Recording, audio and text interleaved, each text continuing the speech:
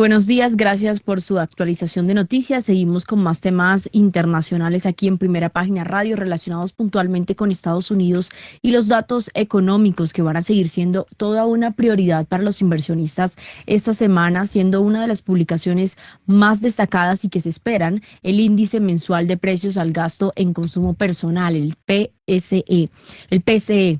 Se prevé que el índice del PCE básico, que es un indicador clave que se tiene en estos momentos en Estados Unidos, estaría marcando una fuerte tendencia en los Estados Unidos. Vamos a continuar precisamente con esta información, avanzando en lo que se ha dicho por parte de las autoridades frente a este tema. Y es que se prevé que el índice del PCE básico, que es un indicador de inflación seguido de cerca por la Reserva Federal, se sitúe en un 0,3% intermensual a corte del mes de diciembre frente al 0,2% que se registró en el mes de noviembre. En términos interanuales, la métrica de la Oficina de Análisis Económico se sitúa en el 3% en comparación con el 2,8% inmediatamente anterior. Los datos independientes de la semana pasada mostraron que el índice general de precios al consumidor, el IPC, subió a un ritmo menor de lo que se tenía previsto durante el mes de enero, lo que ha reforzado entonces las apuestas por parte de el mercado en general de que la Fed podría adelantar la fecha en la que se mueva o en la que se dé la reducción de las tasas de interés ya no tan lejanas este 2026, sino ahora se habla del mes de junio, que sería la nueva fecha en la que podría empezar a darse esta baja de tasas de interés. Un dato excepcional del mercado laboral publicado a principios de la semana había incluso alimentado las apuestas de que el Banco Central, que recortó los tipos varias veces en 2025 ya para el segundo semestre, no va a reanudar la flexibilización hasta este segundo semestre en el 2026, sino que sería entonces un poco antes. Es parte de lo que se está hablando ya en los mercados frente a estos datos económicos que le siguen muy de cerca el ritmo y las dinámicas de las decisiones que pueda tomar el Banco Central de los Estados Unidos y que sin duda impactan al resto de los mercados. A las 6 de la mañana, 14 minutos, vamos a conocer cómo se están comportando los mercados a nivel internacional. En Primera Página Radio, las bolsas del mundo. Tenemos a esta hora que en Japón hay nueva corrección en los mercados. Recientemente las acciones ampliaron sus pérdidas tras datos de crecimiento económico un poco desalentador. Hay que mencionar que el parque Tokyota abrió con una tendencia claramente a la baja en un momento marcado por la ausencia de estímulos para los inversores en la jornada previa a la investidura de Takaishi, que aún tiene que definir su política fiscal, esta de la que tanto ha estado hablando, anuncios que ha estado haciendo, pero que aún no son claros para el resto del mercado. Además de medidas económicas concretas que se darán a conocer este viernes, a lo que se sumó también la víspera o el cierre en la víspera de Wall Street por ser un festivo nacional. Prolongando las fuertes pérdidas de la sesión anterior tras los desalentadores datos del Producto Interior Bruto del cuarto trimestre, el Nikkei 225, que es el principal indicador de la bolsa de Tokio, bajó un 0,42% este martes. El selectivo más amplio, estamos hablando del Topix, que incluye a las firmas de mayor capitalización, registró una pérdida del 0,68% en un movimiento de corrección tras las ganancias recientes a raíz de la victoria electoral la semana pasada en el Parlamento de la primera ministra japonesa Sanai Takaishi, y quien está a la espera o quienes están a la espera en el mercado de que ella dé a conocer sus futuras políticas ante el Parlamento, algo que ocurriría durante esta semana. Los datos mostraron que las medidas de estímulo a finales del 2025 de Tokio habían dado resultados limitados y reforzaron la idea de que la primera ministra, Sanai Takaishi, probablemente va a tener que implementar más medidas para poder apoyar o impulsar el crecimiento económico en Japón. Siguiendo con el mercado, las acciones japonesas también experimentaron nuevas ventas ante la continua preocupación por el impacto de la inteligencia artificial en la industria, que es una idea que ha estado golpeando duramente las acciones de software durante la última semana. El grupo de telecomunicaciones e inversión SoftBank, por ejemplo, segundo de mayor capitalización local, encabezó la lista y tuvo una caída que ascendió al 5,9%. Cayó 5,9%, seguido por las firmas del sector de semiconductores, Advantes y Disco, que perdieron 1,12% y 0,74% respectivamente. Las bolsas de Shanghai, Shenzhen y Hong Kong, además de Corea del Sur y Singapur, no están operando o no operaron este martes por la época festiva, la celebración del Año Nuevo Lunar que apenas se cumple por estos días en China este fin de semana. El parque hongkonés va a retomar entonces sus actividades hasta el próximo viernes, este viernes el 20 de febrero, mientras que los de parte de China continental lo van a hacer el próximo martes en una semana 24 de febrero porque están entonces de festividades en China. 6 de la mañana, 18 minutos. Saludo a esta hora a nuestro analista que ya nos acompaña desde los estudios de Javeriana Estéreo, Andrés Moreno, analista bursátil y trader de la Bolsa de Colombia, de la Bolsa de Valores de Colombia. Muy buenos días, Andrés, bienvenido. Y estamos arrancando entonces una nueva semana siguiendo datos económicos, pero ya con un poco más de calma de lo que se registró la semana pasada. Estamos viendo en el caso ya puntualmente de Asia, nuevas correcciones recientemente en Japón. Hay todavía mucha expectativa sobre qué acciones va a tomar o qué medidas va a implementar la primera ministra, que como lo mencionaba, las debe presentar ante el Parlamento. Y estaba yo además también estos días revisando y se habla de un fuerte crecimiento o de una tendencia que sigue siendo alcista para los mercados en general en Asia y puntualmente el que más crece, por ejemplo, es Corea del Sur. Así es, muy buenos días a todos los oyentes, a todo el equipo de Primera Página, a los analistas invitados y a todo el equipo de Javeriana Estéreo también. Bueno, claro, hay una corrección en Japón, es normal. eh, el nivel al que cerró en esta última corrección hace parte de la volatilidad normal que tiene el mercado. Me preocuparía más si sigue esta semana corrigiendo. Ahí sí nos quedamos un poco revisando hasta dónde podría caer, pero digamos que venía en máximos históricos, es normal esa corrección, más que normal, y mientras no rompa con fuerza los 56.000 puntos, vamos a estar, digamos, tranquilos en esos rangos. Claro, hay unas medidas que tiene que poner el gobierno, eso también deja un poco de incertidumbre, pero los mercados accionarios siguen fuertes, siguen sólidos.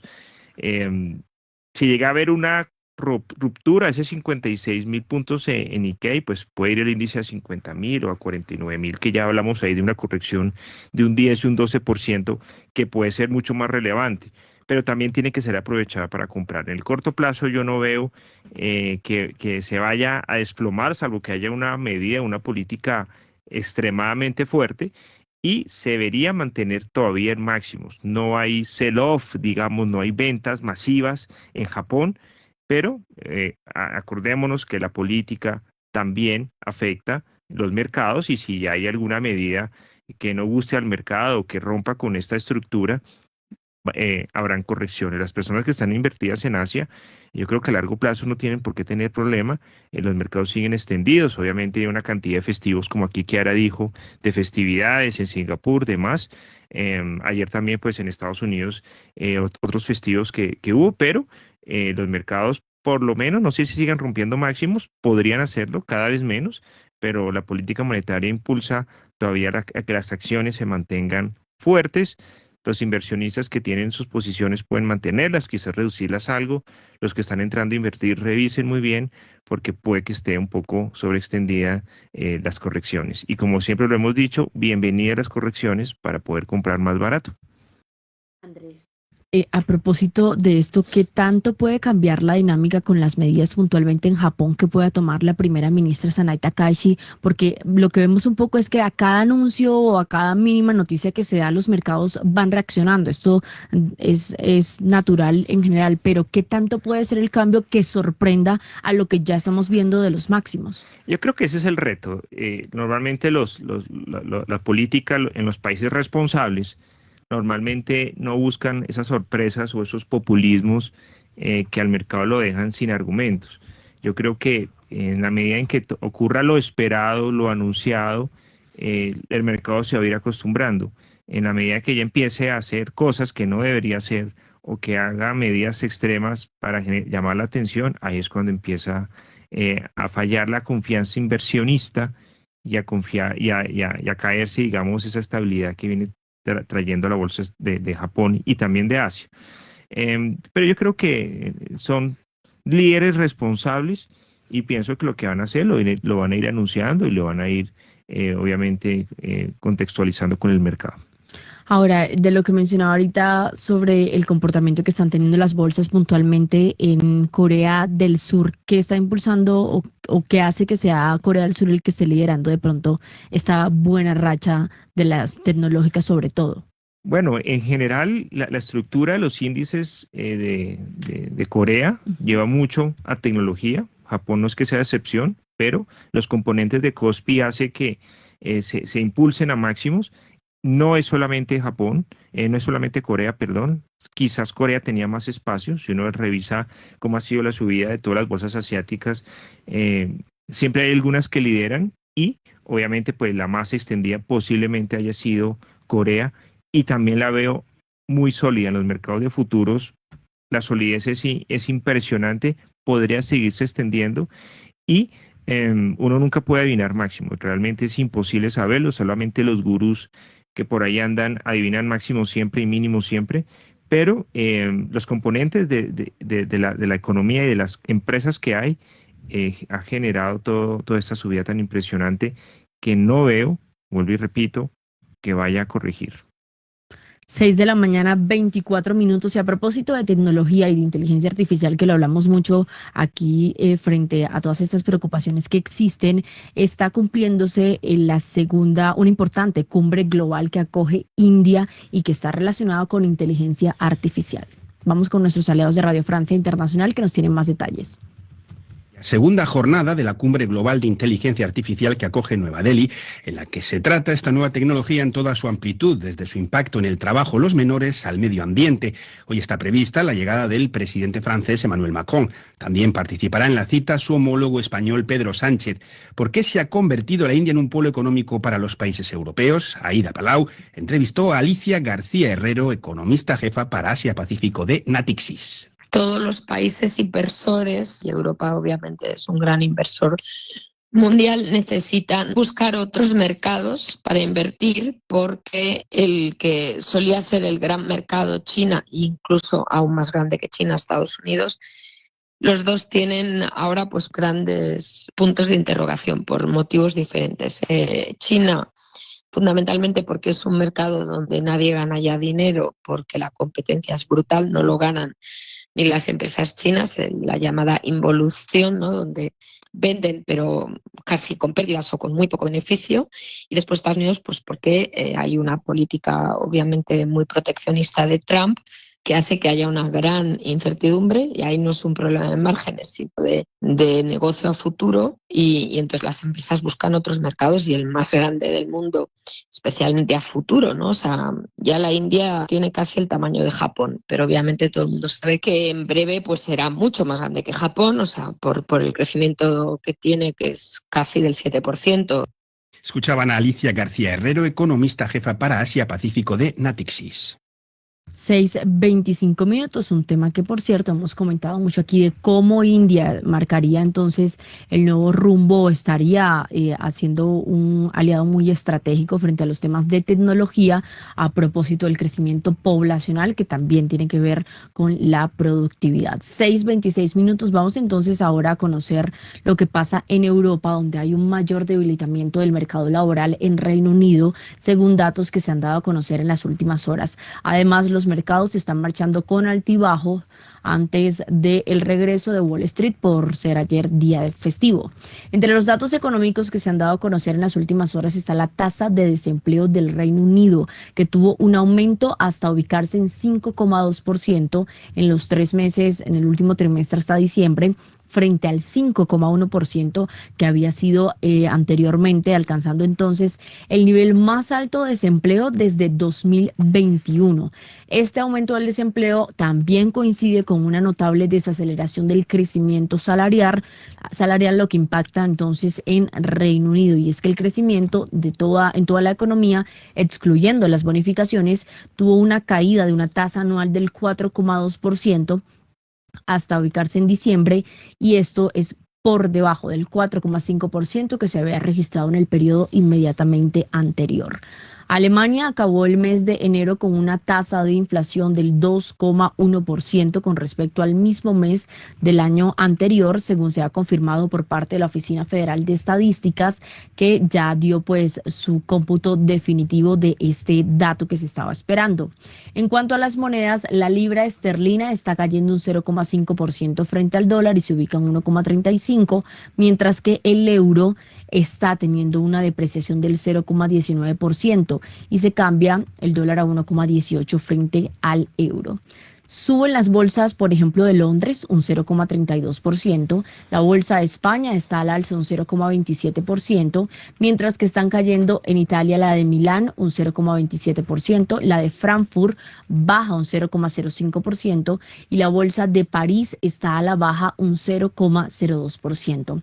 Al revisar el Eurostock 50, que es el índice en el que cotizan las empresas europeas de mayor capitalización, ese también está registrando una caída del 0,19% durante esta jornada, en la que, como menciono, los datos económicos recientes que se conocen, por ejemplo, de Alemania y de Reino Unido, concentran parte de la atención, y como ayer pues no hubo como tal jornada en Wall Street, están los mercados a la espera a ver cómo reaccionar, pero por lo pronto hay altibajos en las bolsas de Europa. Don Andrés Moreno, apreciación de lo que pasa en Europa, de lo que ha venido pasando. Sé que siempre está juicioso haciendo análisis de las bolsas, y en esta última semana con estos daticos que dejan un poquito de preocupación, por ejemplo, en Reino Unido con lo que ha sido el desempleo, la cifra más alta desde el 2021. Claro que sí, ya empiezan los datos macroeconómicos a generar algo de preocupación, pero se necesitan más datos. Es decir, en cuanto a las bolsas, necesitamos entender que ayer Estados Unidos en festivo y gran parte de Asia, por no decir prácticamente todo Asia, también cerrado. Las bolsas de Europa hoy están, pues, las caídas son muy ligeras, y yo ahorita lo veo en tiempo real y está prácticamente todo en ceros, que no hay un referente con los mercados cerrados. Necesitamos más datos. Esta semana particularmente es llena de datos en la eurozona, de confianza del consumidor. Hoy también vendrán más datos de empleo, de inflación, de crecimiento, y las empresas siguen reportando. Esto es algo típico de febrero, de los reportes empresariales para cierre de año, los pronósticos sobre todo para 2026, y la tendencia hoy no es clara en Europa. ¿Sí? Vamos a esperar un poco más datos. Ya vimos algunos datos de bancos centrales en enero, pero creo que por lo menos la fuerza en el mercado accionario no la veo tampoco retrocediendo. Acá hacía un análisis de los índices más importantes de las bolsas en el mercado de futuros de todo, de España, de Francia, de Reino Unido, y siguen muy fuertes los índices. Es decir, no se ve como que fuera a haber una corrección, un sell-off por lo pronto. Es decir, esto se mantiene con fuerza, se mantiene arriba. La renta variable ya ha recorrido un gran camino. Claro que sí, uno va a ver y sí, todo está un poco caro, es cierto, pero no veo que vaya a haber alguna corrección puntualmente tampoco en las bolsas de Europa. 6:31. Regresamos con nuestros aliados de Radio Francia Internacional, porque hay un tema también que concentra la atención, y es la nueva ronda de negociaciones que se inicia en Ginebra para ver si finalmente se pone fin a la guerra en Ucrania. Todo listo para una nueva ronda de negociaciones hoy en Ginebra entre Rusia y Ucrania para poner fin a la actual guerra, una invasión que en breve cumplirá 4 años. Estados Unidos, que participa en estas conversaciones trilaterales, tiene puesto especial interés en este encuentro, el tercero entre rusos y ucranianos, después de que los dos anteriores no dejasen grandes avances. Washington presiona a Kiev para que acepte ceder parte de su territorio, mientras que Ucrania lo considera una medida inasumible y solicita garantías de paz sólidas que eviten futuras agresiones. Todo ello, mientras el conflicto se mantiene, Ucrania acusó a Rusia de socavar los intentos de paz, lanzando la pasada noche 29 misiles y casi 400 drones contra su territorio, mientras que el Kremlin denunció también ataques nocturnos ucranianos, en este caso con 150 aeronaves no tripuladas. Los detalles de estas negociaciones con Carlos Herranz. La delegación de Ucrania llega a Ginebra afirmando que la otra parte, Rusia, no está dispuesta a ceder en sus amplias demandas territoriales y pretende seguir combatiendo en el frente cuando están a punto de cumplirse 4 años desde el inicio de la invasión rusa. La prueba, ha dicho Zelensky en las redes sociales, es que en vísperas de las reuniones trilaterales el ejército ruso no tiene más órdenes que seguir atacando. El presidente ucraniano afirma 2 condiciones imprescindibles para poner fin a la guerra: la presión sobre Rusia y garantías de seguridad claras para Ucrania. Según las 3 partes, el principal escollo para lograr la paz es la exigencia rusa de que Ucrania ceda todo el territorio del Donbass, incluida la parte que aún no controla de Donetsk y que se estima en torno al 17%. Kiev sigue rechazando la demanda. Las conversaciones, según el Kremlin, van a desarrollarse a puerta cerrada y sin prensa y se producen tras rondas anteriores celebradas en Abu Dhabi. Esas 2 rondas previas se centraron en cuestiones militares como una posible zona de amortiguación y la supervisión del alto el fuego. El diálogo ha obtenido de momento un único resultado tangible: el canje de 314 prisioneros de guerra. Zelensky declaró la semana pasada que Washington había dado a Ucrania y Rusia hasta junio para llegar a un acuerdo, pero los plazos anteriores otorgados por el presidente Donald Trump han transcurrido prácticamente sin consecuencias. 6 de la mañana, 33 minutos. También saludo a esta hora Camilo Ramírez, empresario de estrategia legal, que ya está conectado con nosotros en Primera Página. Y este tema muy puntual concentra la atención por estos días en Europa, pero Camilo llama la atención que Europa no está como invitado a esta mesa como tal, y parte de lo que allí ocurre en Ucrania y Rusia pues los afecta, y aunque la reunión se está llevando, estas negociaciones se están llevando a cabo en Ginebra, lo que han dicho es eso: están un poco preocupados y quieren tener un poco más de participación en esto. Lo que ha venido pasando con el tema de recursos, de defensa, ¿cree que de pronto sea parte de lo que impulse que no estén tan involucrados en estos diálogos que son clave para ver qué va a pasar entre Rusia y Ucrania? Kiara, muy buenos días, un abrazo para todos esta mañana. Andrés, muy buenos días. Kiara, efectivamente el tema ha sido resumido por los Estados Unidos en términos de apoyo militar al conflicto para Ucrania, y a pesar de que Europa ha hecho un aporte bastante significativo, digamos, en consideración a sus recursos bélicos, Estados Unidos ha seguido siendo el mayor aportante y evidentemente el que más tendría que decir en el caso de una eventual reconstrucción de Ucrania. Creo que a lo que se está, digamos, apostando en este momento, que es lo que hace la gran diferencia, es quién podría tener los recursos más importantes para trabajar en la reconstrucción de las zonas que fueron devastadas por la guerra, y que podría aprovecharse al final del día de los recursos naturales y los recursos agrícolas de Ucrania. Y ya hay desde hace algunos años un acuerdo entre Estados Unidos y Ucrania relacionado precisamente con que el apoyo militar y económico que está dando Estados Unidos a Ucrania en este conflicto va a verse recompensado, después de que se logre algún acuerdo, por el derecho que podría tener Estados Unidos de explotar esos recursos naturales. De manera que la ausencia de Europa tiene una explicación que es efectivamente económica, y desde el punto de vista geopolítico, pues obviamente divide aún más a los Estados Unidos de Europa, a pesar de que siguen siendo miembros de la OTAN, tanto Estados Unidos como Europa. Lo que es cierto es que Estados Unidos ha hecho un trabajo bastante claro dirigido a excluir a Europa precisamente por esas consideraciones de orden económico, y que al final del día pues siguen promoviendo la idea para Europa de que tiene que buscar una autonomía militar y una independencia desde el punto de vista político, para poder llegar a tener conversaciones directas más adelante con Rusia, que finalmente es su patio trasero, en aras a tener acuerdos que le permitan a la Unión Europea y a Rusia llegar, repito, a acuerdos de orden político, seguramente basados en términos económicos y en la explotación de los recursos energéticos de Rusia hacia Europa, que excluyan a los Estados Unidos y que saquen a la Unión Europea del mismo discurso tradicional de la OTAN de seguir las mismas líneas de interés de los Estados Unidos. 6:36 y si entre Rusia y Ucrania llueve, entre Estados Unidos e Irán no escampa, pero ya vamos a conocer qué está pasando con los precios del petróleo y con esta nueva ronda de negociaciones que también se daría entre estos dos países para definir qué va a pasar frente a los portaaviones, incluso que ya se han estado desplegando en Medio Oriente. Entre tanto, vamos a conocer ahora cómo se están comportando, ya para cerrar con los mercados, el de Latinoamérica en las últimas horas. Las bolsas latinoamericanas en Primera Página Radio. Un lunes feriado en Wall Street ayer dio a los mercados mundiales pocas señales comerciales. Wall Street cerró mixta el pasado viernes y su principal indicador, el Dow Jones, subió un 0,10%. El Standard & Poor's 500 tuvo una ganancia del 0,5% y el tecnológico Nasdaq tuvo una caída del 0,22%. En Buenos Aires encontramos que ayer el índice del Standard & Poor's, el principal de la Bolsa de Comercio, cayó 1,25%, siguiendo esta tendencia también a la baja del 0,69% para el caso del Bovespa en la Bolsa de Sao Paulo.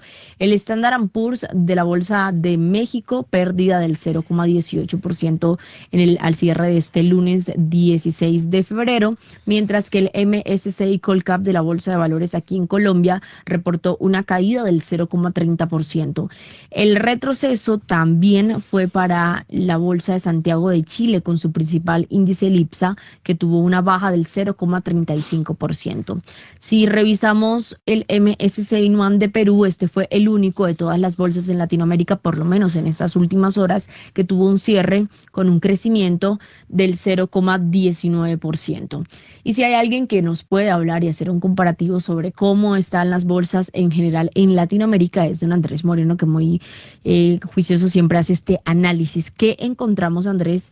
Me imagino que crecimiento. Claro que sí, claro que sí. Digamos que ayer algunas bolsas cayeron, los volúmenes más bajos por el festivo en Estados Unidos. Vamos a encontrar hoy realmente cómo se ha comportado el mercado ya con Estados Unidos. Es la mayoría de la tendencia y los volúmenes que se negocian a nivel mundial en las bolsas, por eso la importancia de su referencia, y cuando están cerrados pues queda uno en ceros, tanto como que el dólar en Colombia se negoció next day. Ayer no hubo cierre oficial del dólar, tenemos la misma TRM que tuvimos el fin de semana hasta hoy, que eran los mercados de nuevo. Perú, Colombia y Chile siguen liderando las alzas en los últimos 12 meses. Si comparamos 16 de febrero de 2025, 16 de febrero de 2026, Chile sube 48%, Colombia sube 52% últimos 12 meses, y pues Perú una cifra similar. Brasil sube 45% últimos 12 meses, México 31% y Argentina 17%. Los mercados latinoamericanos, como el resto del mundo, siguen impulsados al alza. Obviamente mucha más fuerza y más tendencia en los latinoamericanos por ser emergentes, también mucha más volatilidad. También la región en general, todos estamos en resultados empresariales. Colombia hasta ahora va a comenzar con algunos balances la próxima semana, no han reportado casi que ninguna compañía, y vamos a empezar a ver durante la siguiente semana y prácticamente durante todo el mes de marzo las asambleas de accionistas y los resultados empresariales de Ecopetrol, de Bancolombia, el sector financiero, de Argos, de ISA, de Grupo Energía Bogotá, de Éxito, en fin, de todas las compañías que nos interesan. Entonces, paciencia, inversionistas, vamos a llenarnos de datos, vamos a encontrar las compañías, cómo van a encontrar la economía para el 2026 y cómo cerraron 2025. Y la recomendación es que estén muy pendientes de las asambleas de accionistas para entender el tema de dividendos, perspectivas económicas. Recuerden que hay un año electoral y es importante entender la lectura y el view también de las empresas al respecto. Pero en general pienso que las correcciones, sobre todo que ha tenido Colombia, es normal, es sana. Todavía es un mercado subvalorado, es un mercado todavía con un potencial de crecimiento altísimo. Ojalá el tema político no le empañe un poco ese potencial de crecimiento que todavía tiene. Estamos hablando de crecimiento que del 30-40% o mucho más. Por lo menos para igualar Chile, Perú, y que la mayoría de acciones se negocien no con descuento sino a prima. Este año le cabe fácilmente entre un 30 y un 40% el índice Colcap sin que llegue a quedar caro. Y todavía mucho más barato de Europa, sí, exactamente. O sea, para mí el Colcap este año debería crecer quizás un 40%, ayer nos mostró un 20% en enero. Es decir, todavía va a mitad de camino, ya ha retrocedido algo, ya hablaremos de Colombia, pero muchas acciones todavía se están negociando al descuento y la economía de las empresas, gracias a Dios, afortunadamente, han seguido creciendo durante el año 2025.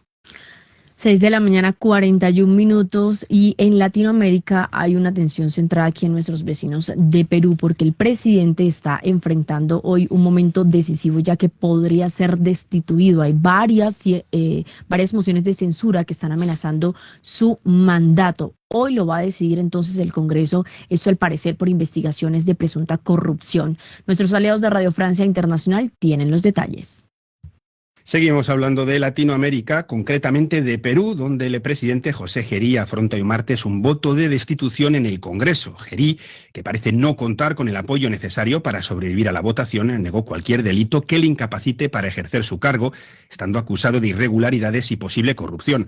Todo ello teniendo en cuenta que el 12 de abril el país celebrará elecciones presidenciales y legislativas. Corresponsal en Lima de Radio Francia Internacional, Carlos Noriega. A menos de 2 meses de las elecciones generales, el Perú vuelve a entrar en una crisis de inestabilidad política, con otro presidente al borde del abismo de la destitución. El Congreso decide hoy la suerte del presidente José Gerí, que asumió en octubre pasado, luego de la destitución de Dina Boluarte. Votará si lo saca del cargo por acusaciones de corrupción. Se le imputa haberse reunido en secreto con 2 cuestionados empresarios chinos, uno de ellos con millonarios contratos con el Estado y vinculado a constructoras señaladas de hacerse de obras públicas pagando sobornos. El otro, procesado por traficar madera ilegal de la Amazonía. También se le acusa por la contratación irregular por el Estado de al menos 5 mujeres que obtuvieron esos contratos después de visitarlo durante varias horas en Palacio de Gobierno. Buena parte de sus aliados de la derecha y ultraderecha parlamentaria le han soltado la mano. El fujimorismo lo sigue respaldando, pero eso no le alcanza. Los cálculos indican que la votación parlamentaria sería contraria al presidente de 39 años, pero en un Congreso atomizado, con una docena de bancadas y con grupos en los que sus miembros suelen dividirse al votar, cualquier cosa puede pasar. Si Gerí cae, el Congreso elegirá sucesor entre uno de los legisladores, que se convertiría en el 8º presidente en 10 años. Desde Lima, Perú, Carlos Noriega, Radio Francia Internacional. 6 de la mañana, 43 minutos. Vamos con don Camilo Ramírez para entender, bueno, esto es un tema muy delicado allí en Perú. Creo que estaba revisando por allí, como el 8º presidente en apenas una década, o sea. 3 como en año y medio. Entonces, eso sí es patético. Bueno, y aquí que no tenemos. Peor, ese sí es tenaz. ¿Qué hora es que levanta? A las 3 de la mañana, de la tarde. De la mañana. No, cuando pasa derecho. Sí, cuando logran despertarlo. Bueno. Don Camilo Ramírez, hágale usted que es petrista, hágale con su comentario. Héctor Mario, bienvenido a esta hora de la madrugada a su programa. No empecemos con indirectas y hagamos. Bueno, el tema peruano siempre ha sido de gran interés porque Perú ha demostrado tener una institucionalidad bastante volátil y las fracciones que siempre existen al seno del Congreso han llevado a que sea muy fácil la remoción de los presidentes en los últimos, dicen ustedes, 10 años. Es verdad, han existido 8 presidentes, pero a pesar de eso, tanto el crecimiento económico como la estabilidad de la moneda han sido privilegiados. Y genera pues esa gran inquietud de qué es lo que han hecho bien ellos, cuál es el secreto para mantener alejada la política de la economía. Pero lo que se viene ahorita es, digamos, algo más de lo mismo. Lamentablemente sí hay un vacío a nivel constitucional que permite que se den estos eventos, porque cualquier iniciativa, digámoslo así, para buscar una remoción del presidente basada en cosas tan, digamos, negativas para la percepción de la opinión pública como escándalos de corrupción, llevan a que finalmente las coaliciones se derrumben, las coaliciones de gobierno se derrumben y sea muy fácil que la oposición lleve pues a condenas que lleven pues finalmente a la salida de los diferentes presidentes.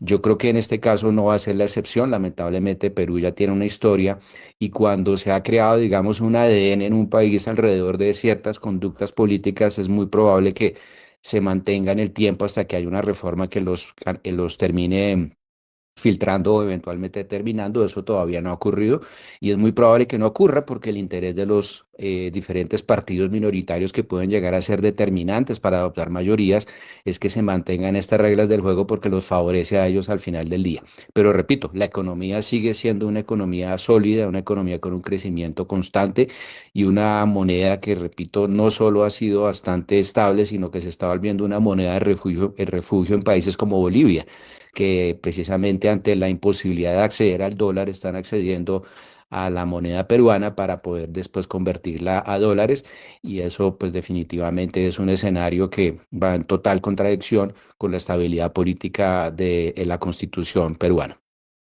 Bueno, y acuérdese de un expresidente que estuvo protegido aquí por Ernesto Samper Pizano, eh, y se suicidó cuando lo iban a capturar por el escándalo de Brecht. Había recibido los sobornos por el metro que nunca se hizo en Lima. Allá cuando uno va a Lima ve como aquí se están viendo ahorita las bases del metro, allá quedaron pero sin el metro encima, pequeño detalle. Y otro expresidente lo capturaron en Estados Unidos, lo devolvieron con $250 millones que pidió no sé dónde le caben a uno $250 millones y en qué se los gastan, ¿no? Bueno, los ricos saben de eso, pero uno ni con $250.000. Bueno, así andan las cosas. Fútbol, Claro que segundo sí. triunfo consecutivo del glorioso Valle Azul. Así es. Contra un rival que se paró bien, pero la realidad es que tiene mucho que mejorar Millonarios. Esos delanteros, No tiene Jorge medio Hurtado, campo, no tiene medio campo. no qué tiene pena. quien Sí. ¿Quién arme? maneje la bola. Sí, De hecho, en el equipo rival había un exjugador de Millonarios, que ese es el que movía, y Millonarios lo cedió, pero sí hace falta un mediocampista que mueva el balón. nos falta. Los delanteros, o sea, si no está Falcao o Leo, Bueno, y hablemos de eso. 40 ¿Quién años. se lesionó? No, pues El viejito. Es que, hermano, ¿cómo salen sin el bastón a jugar? Uno no puede salir sin el bastón a jugar a estas alturas. O sea, yo voy a jugar tenis y al lado tengo el bastón porque uno no sabe cómo se va a devolver. Entonces, sí, ya está, yo creo que en su Ah. último año ya cumplió 40 años, como varios jugadores como Rodallega, como ya Cristiano, que también tiene 41, que seguramente este año saldrán de la élite, pero realmente mucho que mejorar Millonarios, así como van, no van a hacer mucho en Sudamericana. El técnico lo vi bien, entregado al equipo, atrás el arquero bien, pero la verdad es que nos hacen falta delanteros, porque si no está Darwin Quintero no hay nada es que que no reemplace. llegan. No O sea, llega. en el partido que ganaron 1-0 con el penalti de Falcao fue el penalti. Sí, Pero ni siquiera por un tiro al arco, fue porque le hicieron entrando al área de la falta. Y un disparo solamente, o sea, hubo 2 llegadas al arco en ese partido y en este también, pobrecito. Entonces, falta mucho por hacer y el viejito es lo que dijimos, o sea, va a jugar, viene a contrato de 6 meses y 3 meses en la banca porque no puede jugar. Entonces, y así pasó en la temporada pasada. Bueno, no sé si esa contingencia esté contemplada en el contrato. Bueno, eso era. Pero mañana. lleva gente, se llenó ¿Cuándo? contra Llaneros, o sea, se le ha llevado 15.000 Sí, personas y llevó. obviamente, ¿no? Y además con la expectativa. Lo que hay que reconocer que también, pues como les dije, que volví al partido pasado al estadio, que después de que uno vio ese chiquero del partido antepasado y demás, yo creí que eso no se mejoraba y mejoró Se mejoró mucho, sensiblemente. sí. O sea, ese es muy buena gramilla, Sí, muy sí, buen sí. estadio. Para tirárselo bailando y con marihuana en la cabeza, eso no funciona así, eso no entiendo cómo debe ser. Y vuelvo y digo lo mismo, hacía rato no iba al estadio, entonces las oleadas de marihuana y a la salida las oleadas de orín, que eso es lo que se convierte ese asunto. Pero bueno, baños decentes, Sí. ¿sí? Pequeños, pero decentes. Entonces, eso es muy diferente a cuando le tocaba a uno en los años 70 y 80. Es que eso era como en una caballeriza, eso era complicadísimo. complejo. Bueno. Pero bueno, ya pasamos la cabalgata deportiva, ahora vamos con lo demás. Oiga, y no, ya vamos a hablar de ese punto. Sigamos hablando de qué más teníamos, qué nos falta. Nos falta referencias. Referencias, hagámosle a las referencias. En Primera Página Radio, las claves de la jornada. Bueno, en Europa ya hubo, como mencionamos, algunas actualizaciones esta madrugada de datos macro cruciales como la productividad laboral en Estados Unidos, en Reino Unido, aunque sin dato previsto, el último registro fue el 0,6%. Se conoció también la inflación alemana y hoy la eurozona va a publicar la encuesta de confianza del consumidor correspondiente al mes de febrero, que mide ese sentimiento de los inversores y analistas frente al tema de la economía. También continúa la presentación de resultados empresariales, entre los que se ha conocido los de Enagás, también los de Coca-Cola y Europacific Partners. Habrá reuniones del Eurogrupo y Ecofin, esto clave para poder hablar de política fiscal y posibles anuncios sobre regulación bancaria o estímulos en Europa. Eso por el lado del viejo continente. En Estados Unidos se va a saber la encuesta de la ADP frente a los cambios semanales de empleo, aunque no hay un dato nuevo. La anterior fue de 6,5 mil. Se va a revisar entonces esta información. Se va a revelar también en Nueva York el New York Empire State Manufacturing Index, que la última referencia fue del 6,4. En términos intersemestrales, los economistas esperan que la mayor economía del mundo, estamos hablando de Estados Unidos, haya tenido una expansión del 2,8% durante los últimos 3 meses de 2025. Para esta lectura anticipada del crecimiento económico de Estados Unidos, que se espera entonces que muestre una ligera desaceleración en el periodo entre octubre y diciembre. De julio a septiembre, el gasto del consumidor, que durante mucho tiempo ha representado la mayor parte de la actividad de Estados Unidos, continuó situándose en un importante motor, o ubicándose como un importante motor de la economía. La reducción entonces del déficit comercial, impulsada en parte por drásticas políticas arancelarias del presidente, también ha sido un factor clave y que se va a tener en cuenta allí para esta lectura anticipada, como digo, del crecimiento económico de Estados Unidos. Y mañana se van a dar a conocer las actas de la reunión de la FED, que podrían ofrecer un poco más de información sobre la política monetaria de los próximos meses, así que esto está allí concentrando la atención durante esta semana. A las 6 de la mañana, 54 minutos, nos metemos ya en los temas de Colombia, para conocer en las últimas horas lo que ha pasado en el país. Información de temas macro que nos tiene a esta hora don Daniel Támara. Daniel, muy buenos días. Usted nos tiene información relacionada con los temas económicos y puntualmente con el Producto Interno Bruto y el crecimiento que tuvo en el 2025 frente al 2024.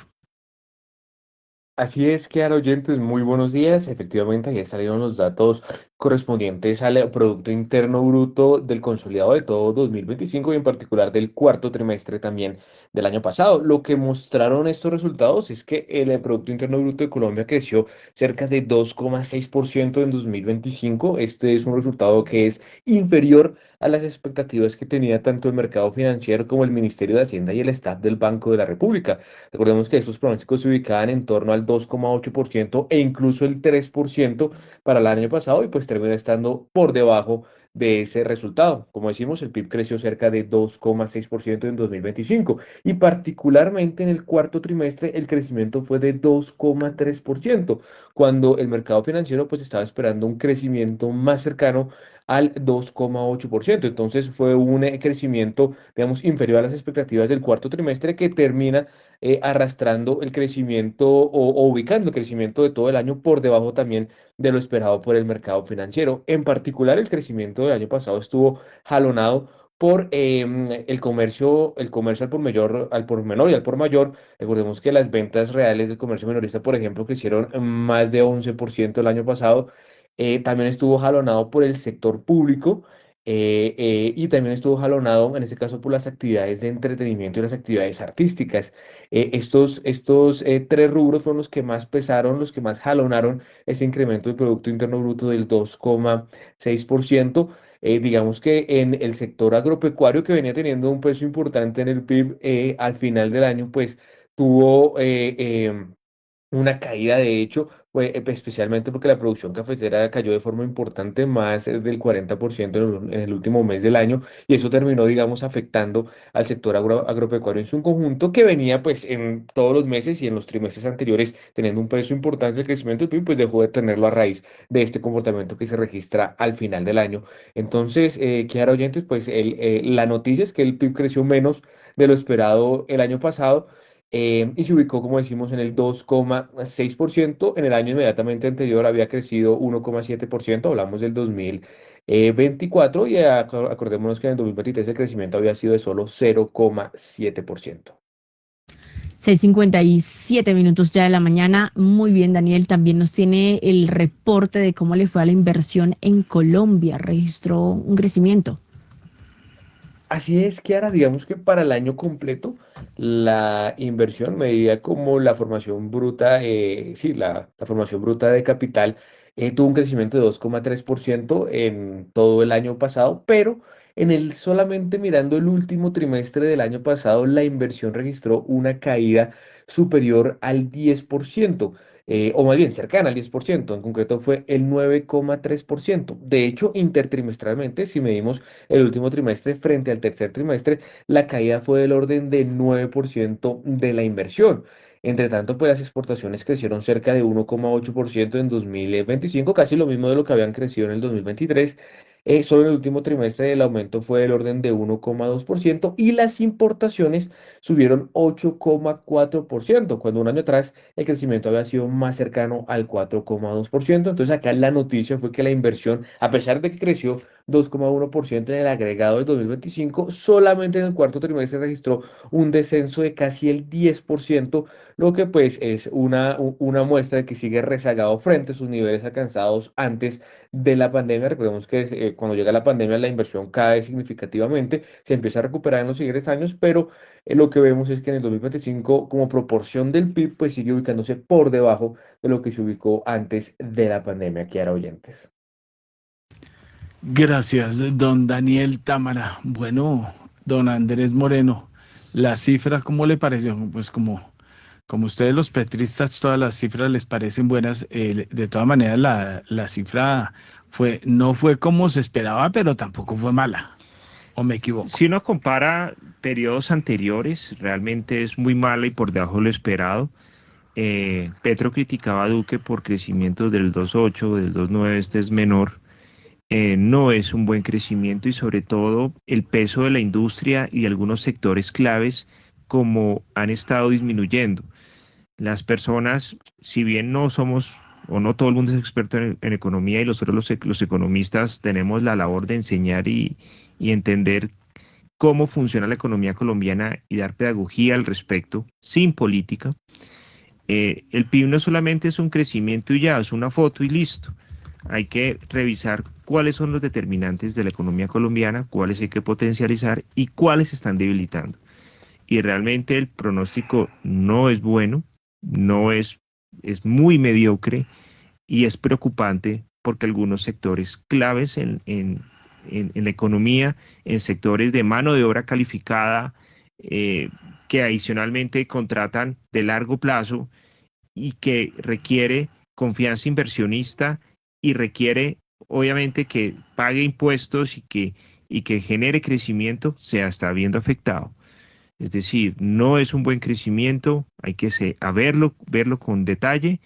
Deberíamos estar creciendo más como país emergente, con las condiciones que estamos teniendo en estos momentos, ya superada la pandemia y ya con indicadores un poco más estables, y la tarea no se ha hecho. No, obviamente no todo es culpa de Petro, pero la política pública, si no apoya el crecimiento y sigue deteriorando sectores claves, esto no funciona. Y lo peor es que esto sí va a seguir prolongando en los siguientes años. O sea, lo que Petro hizo hoy malo, no se lo come hoy. Eso va a ser para el próximo presidente, sea quien sea. Y le va a tocar un periodo muy duro al que sea. La realidad es que el país entra con unos problemas muy graves económicos que este gobierno todavía profundizó más. Lo que había que solucionar no lo arregló, lo que medio funcionaba lo dañó. Pero, pues, realmente eso es lo que se ha escogido. pero no es un buen crecimiento, doctor Mario. Nosotros no podemos, Colombia necesita cifras de crecimiento más altas para acabar la pobreza. O sea, la pobreza no se acaba subiendo salarios mínimos. La pobreza se acaba con crecimiento económico, no con decrecimiento. 7 de la mañana, 1 minuto. Vamos con una actualización de noticias con Marixa González hasta el canal y ya regresamos con nuestros analistas y más invitados aquí en Primera Página.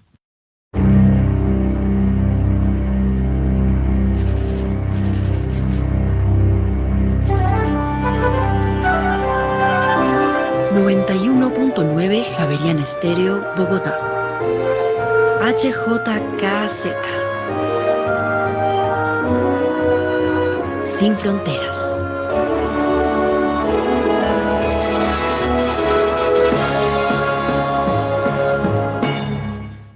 Aquí estamos listos. Bueno, vamos a lo que vinimos. Robert Duvall, nosotros los viejitos, que nos tocó ver todas esas películas. Apocalipsis Now, ¿vista? No. Bueno, quiere aprender algo de la violencia, en vez de estar viendo a EPA Colombia acabando con Transmilenios, vea Apocalipsis Now, que es el resumen de los excesos de la guerra de Vietnam. Hiperpelícula, eso sí es cine. Bueno, o vea El Padrino, impresionante. Robert Duvall era, bueno, es que a mí me gusta hacer parangones con un personaje siniestro que quiere llegar a la presidencia de la República de Colombia, y es que Robert Duvall interpretó a Tom Hagen, que era el que lavaba los trapos sucios de El Padrino, era nada menos el que lavaba los trapos sucios del Padrino. Eso es el candidato, ¿no? Ese era el candidato, lavaba los trapos sucios de los padrinos de Barranquilla. Entonces, esa es la historia de Robert Duvall. Tom Hagen, incluso él era el único en el que confiaba El Padrino. Imagínense la magnitud de personaje. Y no participó en El Padrino 3 porque no le quisieron dar el mismo sueldo del Padrino. Él se parangoneaba, digamos, con o se equiparaba al nivel de actor del principal de las películas. ¿Qué es lo que dice la nota de AFP sobre Robert Duvall? Robert Duvall, quien interpretó al elegante abogado de la mafia en El Padrino y brilló en el papel de un coronel loco por el surf en Apocalypse Now, murió el domingo a los 95 años. La información fue difundida el lunes por su esposa, la actriz y cineasta argentina Luciana Duvall. A lo largo de sus 6 décadas de carrera, Duvall brilló en papeles protagonistas y de reparto, en películas como Matar a un ruiseñor, Network o The Great Santini, hasta convertirse en director. En 1983 ganó un Oscar a Mejor Actor por su interpretación de un cantante de country en la película Tender Mercies, y estuvo nominado al premio de la Academia en 6 ocasiones más. Duvall fue un enamorado del tango e incluso dirigió una película, Assassination Tango, en la que también actuó y que tiene un guión en el cual la música rioplatense es protagonista.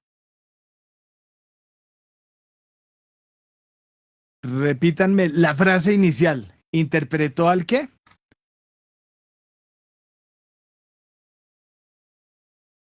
Robert Duvall, quien interpretó al elegante abogado de la mafia en El Padrino y brilló en el papel de un coronel loco por el surf en Apocalypse Now, murió el domingo a los 95 años. Personaje que tenemos de candidato presidencial ahora, liderando apuestas, ¿no? Y hay muchos felices. Mandamás de Barranquilla, de los mandamases de Barranquilla.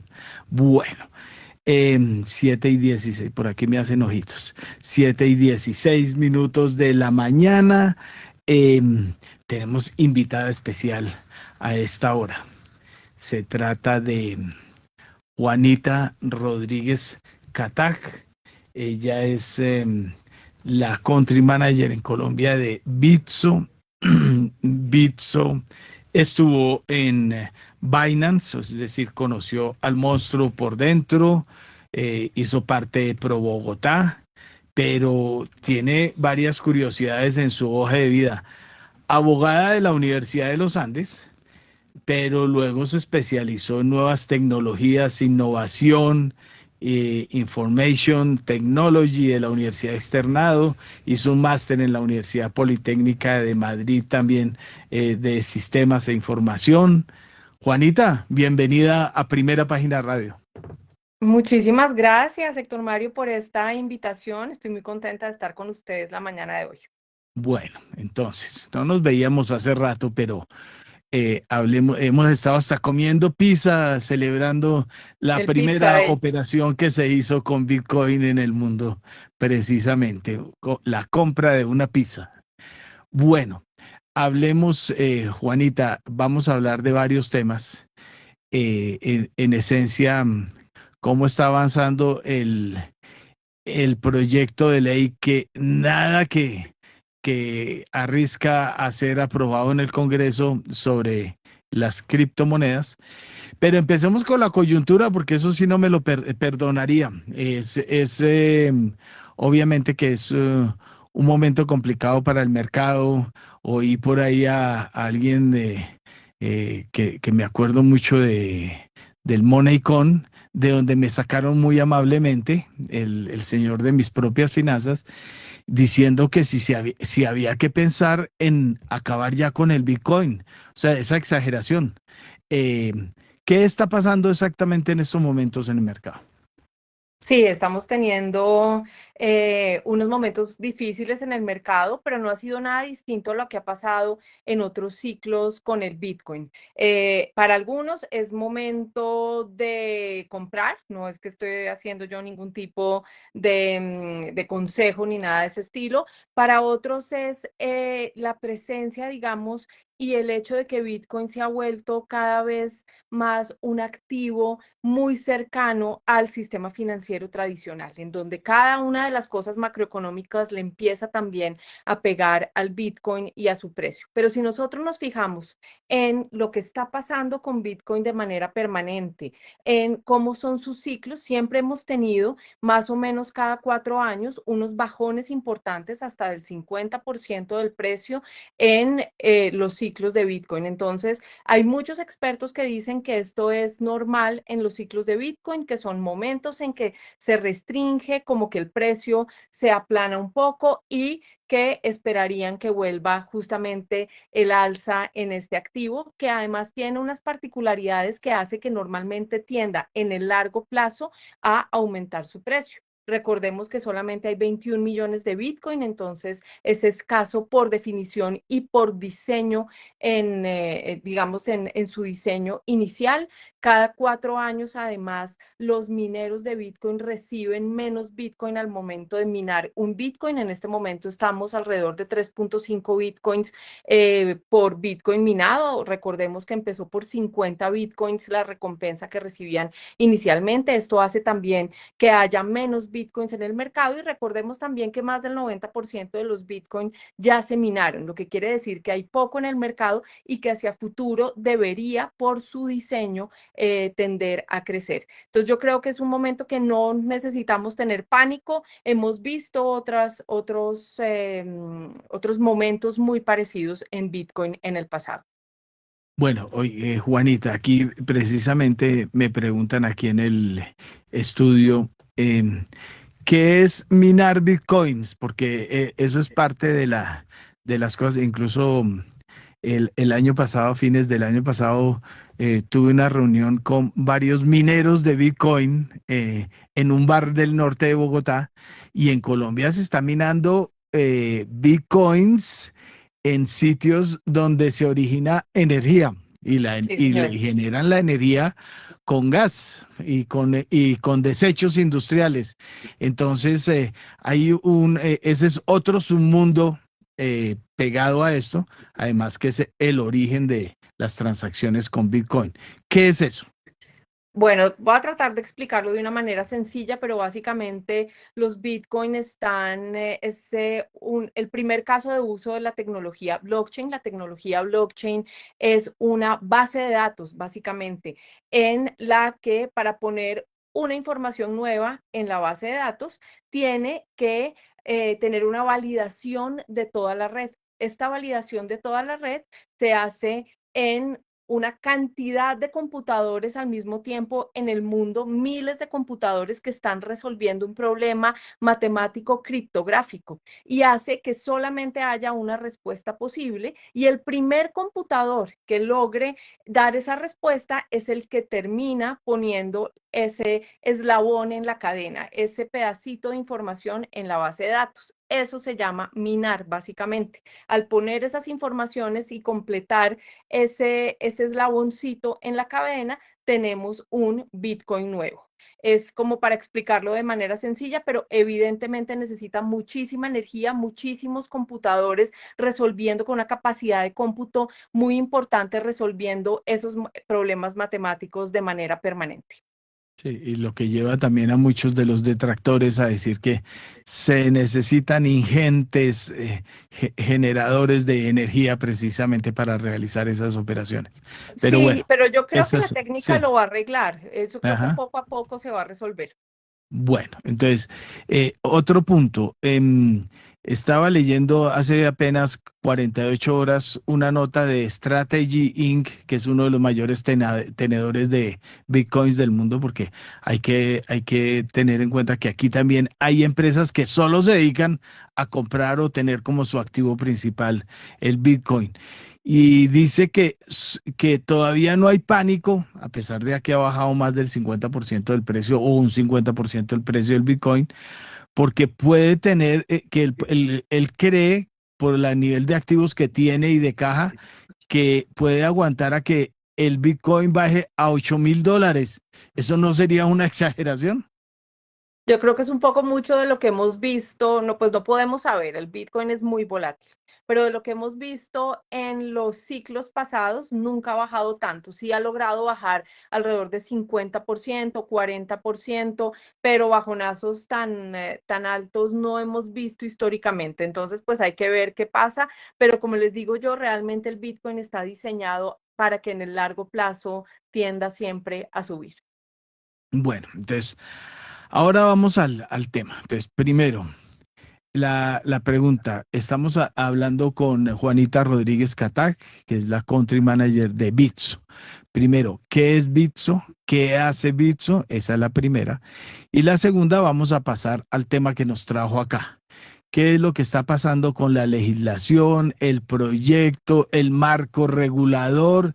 Eh, bueno, que ha sido un problema. Por ejemplo, Primera Página ha sido uno de los pocos medios que tiene un programa dedicado a las criptomonedas desde hace más de casi 2 años. Entonces, la cosa no es novedad para nosotros. Para muchos es nuevo cuando cae el Bitcoin, pero cuando sube tratan de ocultarse y decir que están especulando. Contemos esa historia, por favor, Juanita. Bueno, Héctor Mario, mil gracias. Bitso es una empresa de origen mexicano que llevamos más de 11 años en el mundo cripto, entendiendo este mundo y poniéndoselo a disposición de los latinoamericanos. La idea es que todo el mundo en Latinoamérica pueda invertir en cripto. Tenemos más de 160 criptos listadas para que, dependiendo del apetito de riesgo, las personas puedan escoger, puedan educarse y puedan escoger en qué criptoactivo invertir. Pero también tenemos hace más o menos 4 años una división que se llama Bitso Business, que busca lo que nuestro CEO y founder Daniel Fogel ha llamado hacer cripto útil. No es que invertir en cripto no sea útil, pero que lo podamos usar todos los días en muchos momentos de nuestra vida sin darnos cuenta necesariamente que estamos usando cripto, pero nos resuelve la vida. Y esto básicamente es la posibilidad de hacer pagos internacionales con stablecoins, que son las monedas estables que están referenciadas uno a uno contra monedas fiduciarias como el dólar, como el peso, como el euro, y que permite hacer pagos internacionales de manera más fácil. En México en particular, para dar un ejemplo de lo que hacemos en México, nosotros procesamos el 10% del canal de remesas entre Estados Unidos y México, que es el corredor de remesas permanente más grande del mundo, y lo hacemos para que las personas puedan recibir sus remesas más barato y mucho más rápido gracias al uso justamente de las monedas estables, de estos stablecoins. Ayudamos a los freelancers a que reciban el pago que les hacen las grandes empresas de tecnología en el mundo, y esta es una división muy importante que tenemos en Bitso. Y poco a poco en México ya hemos comenzado a volvernos más, es una plataforma de inversión, una plataforma donde las personas pueden gestionar su bienestar, su riqueza, sus ahorros, sus entradas, digámoslo así, porque en Bitso en México en particular, solamente allá, ya tenemos la posibilidad de que las personas también inviertan en bolsa y en distintos activos y en distintos instrumentos financieros en la misma plataforma. Bueno, ese es el punto uno. Segundo, la alejada posibilidad de que tengamos marco regulatorio en Colombia que se acabó el gobierno y tampoco. Bueno, entonces, Tampoco. exacto. ¿Cómo va ese asunto?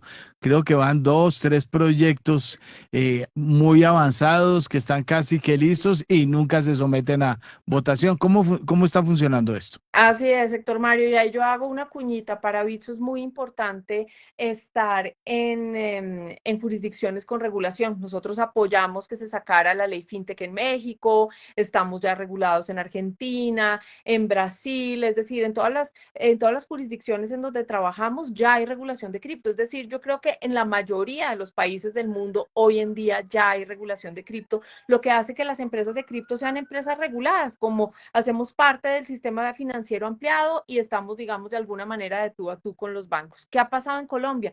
De alguna manera estamos uberizando la conversación, es decir, tratando de patear para adelante el desarrollar regulación en Colombia integral que pueda darle tranquilidad a los colombianos que invierten, pero también seguridad jurídica a las empresas que están en Colombia trabajando en estos temas. Entonces, yo le doy un ejemplo. Nosotros entramos a Colombia haciendo parte del sandbox regulatorio, muy optimistas, entramos con un banco en ese momento para ver cómo era la posibilidad de que entidades bancarias colombianas trabajaran de la mano del mundo cripto y pudieran atender a sus clientes en Colombia. Eso fue muy innovador en su momento, pero Colombia no tuvo un resultado de ese sandbox regulatorio.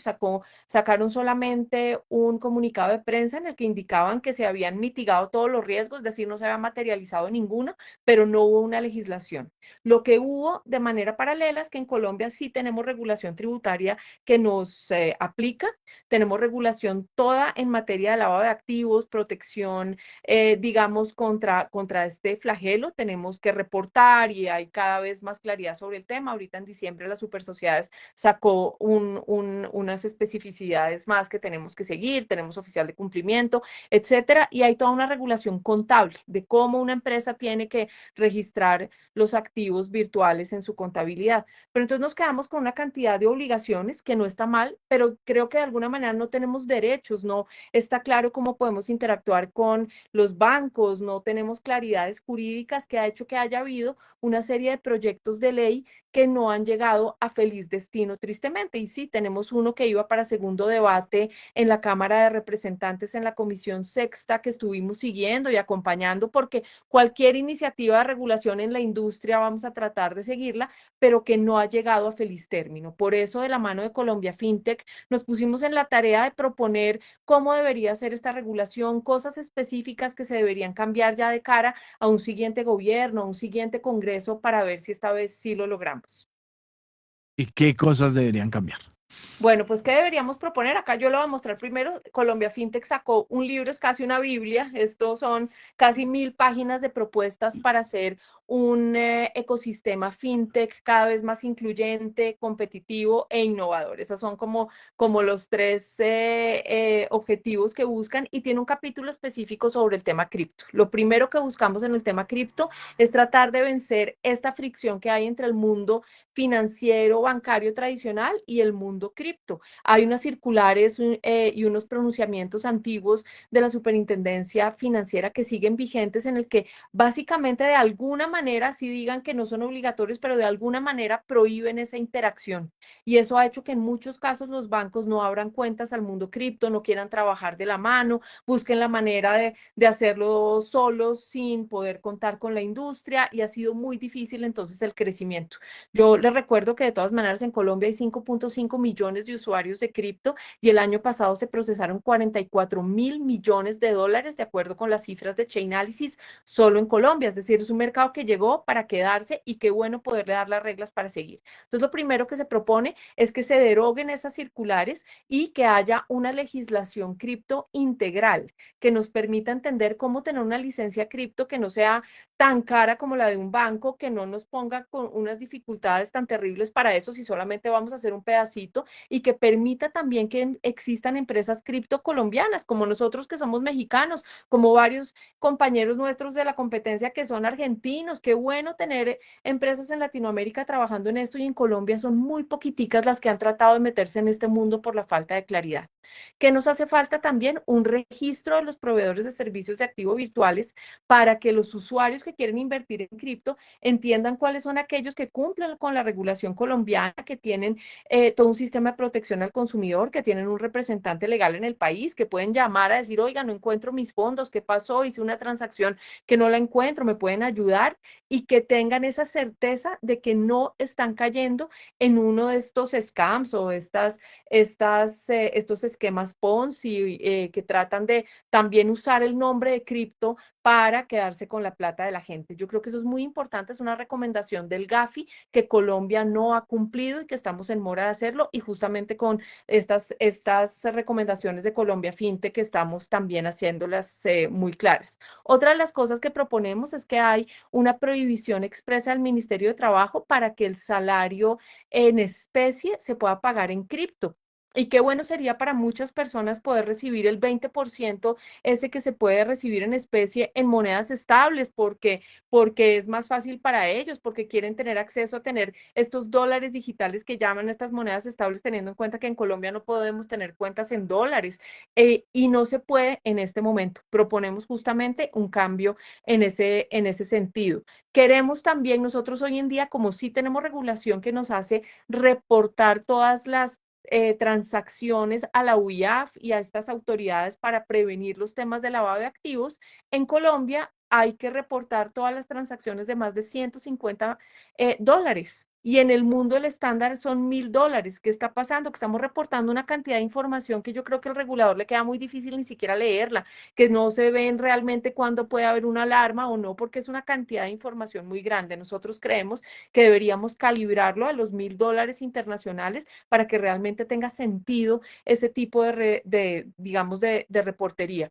Y algo que nos parece muy importante es finalmente que empecemos a ver el futuro de no solamente los temas de inversión en cripto, sino en Colombia la posibilidad de que los exportadores pudieran usar monedas estables, stablecoins, para pagar las facturas internacionales, todas las cosas que se hacen por obligatoria canalización, que se permitiera y que el Banco de la República sacara un formulario, un formato de reporte donde hubiera la casillita que dijera stablecoins y las personas pudieran aprovechar la eficiencia que trae estas monedas estables en rapidez, en menos cobro de comisiones para que los exportadores pudieran usarla. Entonces hay todo un capítulo sobre ese tema. Y finalmente, se habla también en este capítulo de futuro de todos los temas de tokenización de activos. ¿Cómo va a ser Colombia para hacer los cambios que necesita hacer en el Código Civil y en otras regulaciones para que las personas puedan tener tokens asociados a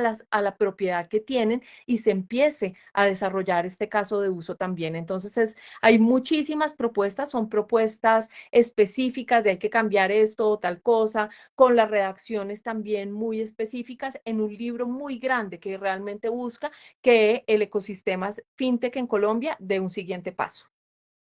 Bueno, pues sí, el libro de Colombia FinTech, que es digamos, para mí es la Biblia actual para dónde va el asunto, para dónde va el asunto de la tecnología y demás cosas del asunto financiero y tecnológico en los próximos años.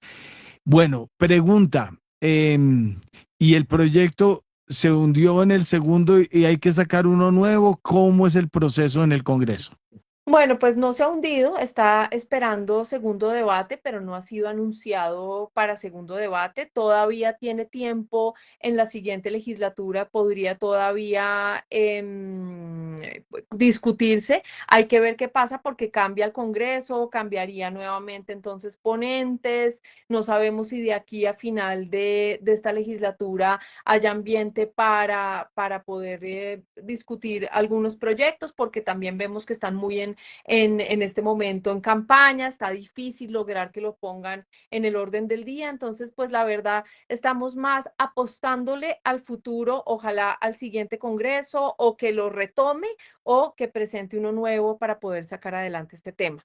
Pero con todas las propuestas que traemos acá, hay cosas que desde el Ejecutivo también en el libro de Colombia FinTech se proponen que se podrían hacer muy fácilmente en los primeros 100 días de gobierno y que no requieren un proyecto de ley en particular.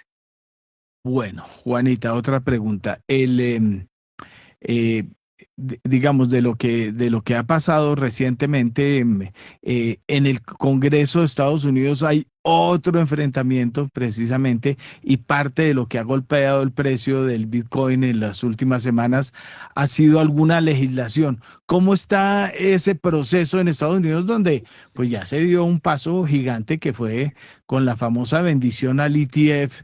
El mercado entendió que era un activo que estaba metido ya en el juego y que no tenía muchos problemas, pero hay quienes están oponiendo a esa legislación. ¿Qué es lo que está pasando en Estados Unidos? Bueno, en Estados Unidos yo creo que de todas maneras es muy positivo en general lo que ha pasado, tener el Genius Act del año pasado que le da como toda esta vía libre a poder tener stablecoins y a que Estados Unidos siga siendo el dueño del comercio internacional al sacar adelante esta legislación, yo creo que fue muy importante. Y sí tenemos ahorita algunas discusiones alrededor del Clarity Act, que es justamente definir cuándo estamos hablando de un security, cuándo estamos hablando pues ya no de un bien, digamos, como de la bolsa o financiero en este caso y que no debería estar en la SEC y poder definir la naturaleza de los activos virtuales. Hay una discusión sobre el tema, pero yo la verdad creo que esto va a ser algo que se va a poder resolver en el corto plazo y que podremos también tener claridad en la materia. Bueno, y ahora entremos en el tema que despierta erisipela en muchos. Usted estuvo por la firma grande que tuvo problemas en Estados Unidos, el jefe fue condenado y estas cosas. La gente sigue teniendo temores sobre lo que pasa aquí y se habla poco de eso y yo creo que eso debe hablarse precisamente para que la gente bote esos temores del asunto. ¿De dónde salen quiénes son los dueños de Bitso como para poder uno saber de qué estamos hablando? Bueno, entonces nuestro founder es Daniel Fogel, un mexicano de origen alemán, un ingeniero pilísimo que estudió en Estados Unidos y que se obsesionó con los temas de Bitcoin la primera vez que oyó hablar de este activo. Y Bitso tiene inversión de los fondos más importantes del mundo. Somos una empresa que esperamos en un futuro salir a bolsa. Esa es la iniciativa de Bitso, crecer en Latinoamérica, enfocarse en Latinoamérica.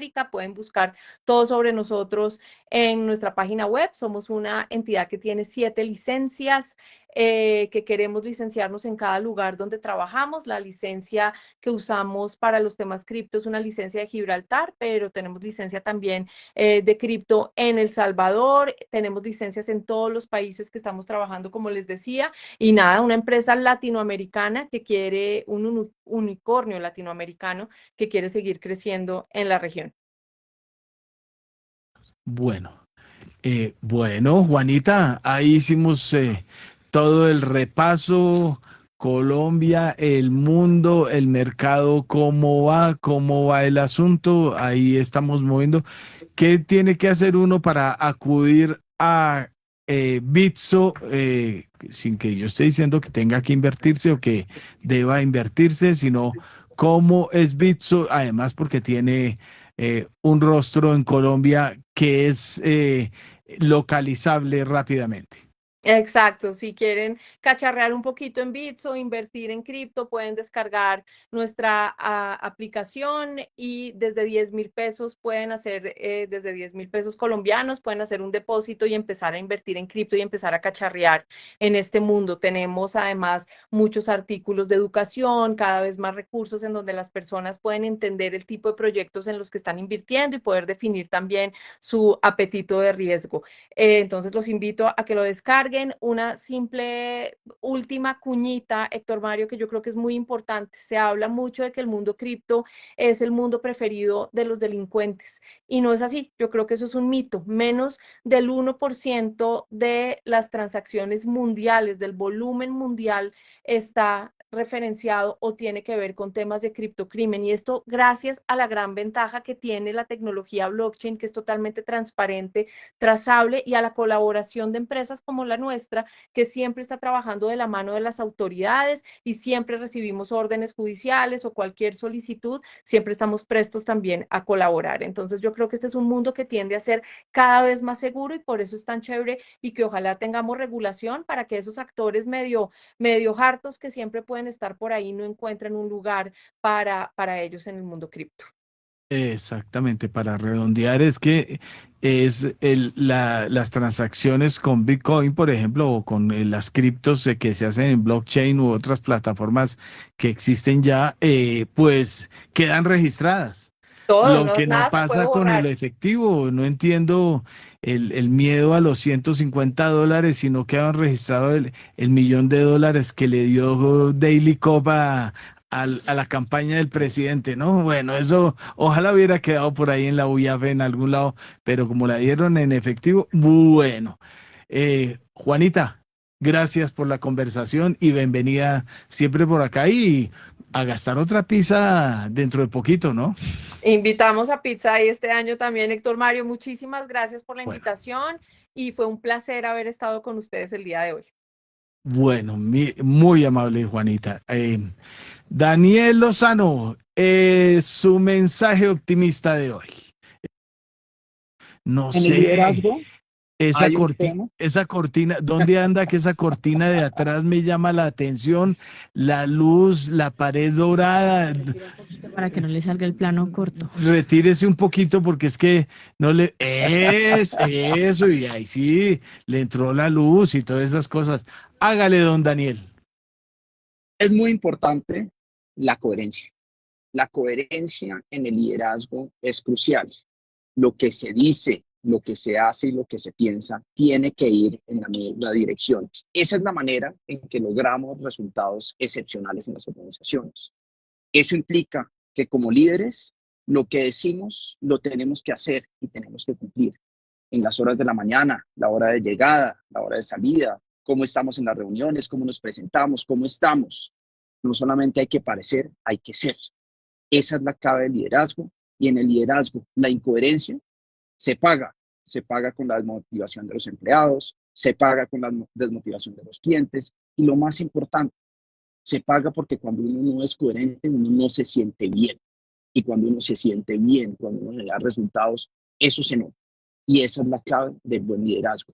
Con bondad, con ejecución y resultados, la coherencia es lo que tenemos que traer en nuestro día a día. En exclusiva para Primera Página, Daniel Lozano, presidente de KineWorks y profesor de la Universidad de Chicago. Muchas gracias a Daniel Lozano, que siempre nos trae aquí temitas de liderazgo para nuestros invitados y analistas. 7 de la mañana, 45 minutos. Don Héctor, aprovechemos, están activos nuestros oyentes y televidentes también en redes sociales a través de YouTube, donde siempre nos están en vivo, estamos en vivo y nos pueden ver. Desde Girardot nos están mandando saludos Manuel Díaz, está mandando saludos desde Sogamoso y también desde Apulo, Cundinamarca, José Neira. Allí están. Uy, me paso, o sea, por Apulo paso, por Girardot llego a ser mercado. Bueno, por ahí es. Le falta llegar hasta mi Sogamoso. zona de influencia. Sogamoso recorría hace muchos años, pero ya no he vuelto a aguantar frío. No, en Sogamoso hay una zona que dicen que es la zona, una de las, incluso hay un cultivo grande cerca de Sogamoso y Duitama de cannabis, porque hay el nivel solar que da en ese sitio es impresionante. Entonces, bueno, eso es comentario de lado, no porque yo sea Sí, señor. consumidor de acá. Ahí están para que se Exacto. suscriba a nuestro canal de YouTube, Primera Página Colombia. Y vamos ahora a las 7 de la mañana, 46 minutos, a conocer cómo se comportó el mercado colombiano en las últimas horas con Edgar Leyton. En Primera Página Radio, las acciones de Colombia. Muy buenos días, Kiara, Héctor. Les cuento que en la más reciente jornada bursátil local, el índice MSCI Colcap de la Bolsa de Valores de Colombia disminuyó 0,3%, 2.361,44 unidades. Montos bastante bajos. Podría decirse que fue por el tema del festivo en los Estados Unidos, Día de los Presidentes. Ecopetrol movió, con la acción de Ecopetrol se movieron apenas 10.000 millones de pesos, igual que Cibes, y de ahí para abajo menos de 6.000 millones de pesos con cada título. Al alza, el Éxito repuntó 3,20%, 5.160 pesos, Ecopetrol avanzó 2,05%, 2.235 pesos, y Preferencial Aval aumentó 1,60%, 828 pesos. En negativo, Celsia disminuyó 2,96%, Grupo Argos recortó 2,27% a 18.080 pesos, y los títulos TIN disminuyeron 2,16% a 12.700 pesos. Mercado global colombiano, también montos bastante bajos. Microsoft apenas movió, con la acción de Microsoft, que fue la que más se movilizó, con la que más movilizó recursos, apenas movió 352 millones de pesos. Son las 7:47 de la mañana. Mil gracias, don Edgar Leyton. Oiga, ya aprovechémoslo, ya que lo veo en taxi, hágame el reporte de por dónde viene y cómo está el tráfico de Bogotá. Absolutamente terrible, Héctor. Llevo 45 minutos de las 170 a las 153. No se mueve esta vaina, además porque como en Bogotá cae una gota de agua y se tranca todo, entonces está absurdo. Vamos por una reunión que empieza en 10 minutos y el Waze marca una hora más. Bueno, no, qué belleza. Increíble. Eso le pasa por madrugar, ¿no? Es que los que llegan temprano les va bien, ¿no? No, yo siempre madrugo y generalmente a las 7 de la Ahora mañana, sale pero Camila hagámosle regañando. publicidad al banco que a usted le gusta. BBVA no nos invitó y me enteré esta mañana a las 7 de la mañana. Entonces a las 7 de la mañana cogí el taxi. No, bueno, listo. Entonces, ahí tenemos el reporte. Andrés, el reporte de bolsa. Bueno, índice Colcap ha retrocedido de ese mega 21% que empezó subiendo en enero. A esta época del año sube 14,19%, que es una barbaridad. O sea, que en mes y medio un índice suba 14% es realmente histórico. La mayoría de acciones subiendo, las que más suben son Mineros, Grupo Cibes, Éxito, PF Grupo Sura, Ecopetrol, todas sobre el 20%. ISA, Grupo Aval, Grupo Sura, de vivienda alrededor del 10%. Inclusive Ecopetrol ya pues vemos 19% al alza. La mayoría de acciones subiendo, pocas caen, muy parecido a lo que vimos hace una semana. Cae la empresa o la acción de titularizadora de Colombia 41%, cae Pay 9%, cae Encas 6%, que no tiene liquidez, y con concreto 1% que no está en el Colcap. Se mantiene fuerte la bolsa, como dice Edgar Leyton. Ayer festivo en Estados Unidos, nos quedamos sin ADRs y bajo volumen en Colombia. Todo el tema de la incertidumbre, salario mínimo y la subida de tasas de interés del Banco de la República también le ha puesto un freno al mercado accionario, que realmente está esperando que comiencen los balances de las empresas, que ya empezarán entre esta y la próxima semana y se alargarán hasta el 31 de marzo junto con asambleas de accionistas. Muy atentos todos los inversionistas, porque las empresas van a decretar sus dividendos. Vamos a poder calcular la rentabilidad de los dividendos este año. Ecopetrol va a dar sus utilidades y también su propuesta de dividendos, que es muy importante porque normalmente los paga en abril, antes de elecciones, y la expectativa que hay con el resultado del sector financiero. Entonces, febrero normalmente es un poco quieto en la bolsa, venimos con una utilidad muy importante en enero, esperemos que la tendencia vuelva pronto a retomarse, pero lo que sí va a empezar a darse es la presentación de resultados a cierre del 31 de diciembre de 2025 y expectativas 2026, lo cual nos llenará de información valiosa para que todos estemos muy atentos. Muy bien la bolsa en Colombia este arranque de año, ha tenido un freno en esa subida que es normal y afortunadamente algunas acciones han corregido para seguir comprando. Bueno, oiga, aprovechemos a Daniel Támara que ha esperado pacientemente. Daniel, ¿qué se le quedó ahí? Ya regresamos con Edgar Layton. Sí, es cierto, Mario. Bueno, para ya resumir el paquete macroeconómico que me queda, también les cuento que según lo revelamos ayer en primera página, varias primicias con relación a crédito público de Bogotá. La primera es que se está finiquitando negociaciones con la banca internacional para un crédito verde sindicado por entre 300 millones de dólares y 350 millones de dólares que sería desembolsado este mismo año. Este préstamo tendría garantía del MIGA, que es el organismo multilateral de garantía de inversiones que hace parte del grupo Banco Mundial. Y pese a que va estructurado con el proyecto de la primera línea del metro de Bogotá, no tendrá destinación específica y hará unidad de caja en la tesorería del distrito. Digamos, tipos de crédito los hace la ciudad, digamos, en cumplimiento del convenio de cofinanciación para la construcción del metro de Bogotá. Asimismo, revelamos que seguramente hacia el tercer trimestre de este año, Bogotá podría volver al mercado interno ofertando bonos, tal y como lo hizo en noviembre pasado, cuando adjudicó por poco más de 510.000 millones de pesos. Asimismo, también volviendo, digamos, al tema de la actividad económica, se reveló también que el gasto de consumo final en Colombia creció 4,2% en 2025, un crecimiento importante teniendo en cuenta que el año pasado o en 2024 había crecido 1,2% y en 2023 1,1%. Y este crecimiento estuvo particularmente jalonado por el gasto del gobierno, que creció 7,1% cuando en 2024 solo había crecido 0,5%. El gasto de los hogares también tuvo un crecimiento relativamente importante de 3,6% y superior al del 2024 cuando había subido 1,6%. También le cuento, Héctor Mario Oyentes, que al comienzo de febrero los bancos lideraron las compras de TES en el mercado de deuda pública, mientras que el Ministerio de Hacienda estaría encabezando las ventas de bonos. En concreto, los bancos se hicieron con cerca de 3,64 billones de pesos en papeles de deuda del gobierno colombiano en los primeros 6 días de febrero, mientras que las entidades públicas, que en este caso incluyen el movimiento del Banco Central y el Ministerio de Hacienda, salieron de cerca de 1,52 billones de pesos. Pepe interpreta que serían ventas provenientes del Ministerio de Hacienda, dado que el Banco de la República pues no estaría en este caso teniendo participación en el mercado de deuda pública, por lo menos en los primeros 6 días de febrero de este año.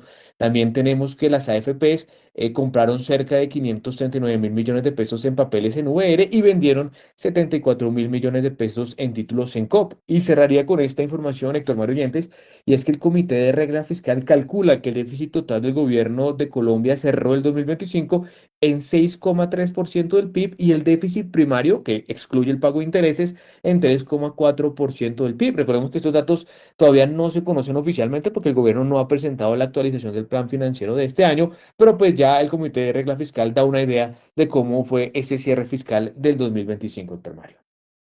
Gracias, muy completa la información, don Daniel Támara. Bueno, vamos con el reporte del tráfico con nuestro hombre de azul.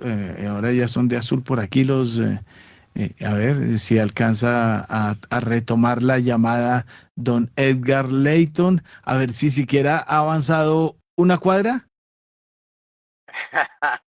Una cuadra exactamente hemos avanzado. Increíble esta vaina. No sea Pero tan no, acabo de ver optimista. cuatro señores azules, solo cuatro, estaban tratando de partir, como llaman vulgarmente, a una máquina amarilla. 4 tipos, pero pues la autopista, ellos sí no la organizan, pero solo 4 estaban tratando de molestar ahí. Pero bueno, si quieren pasemos al informe de bolsa. Dale.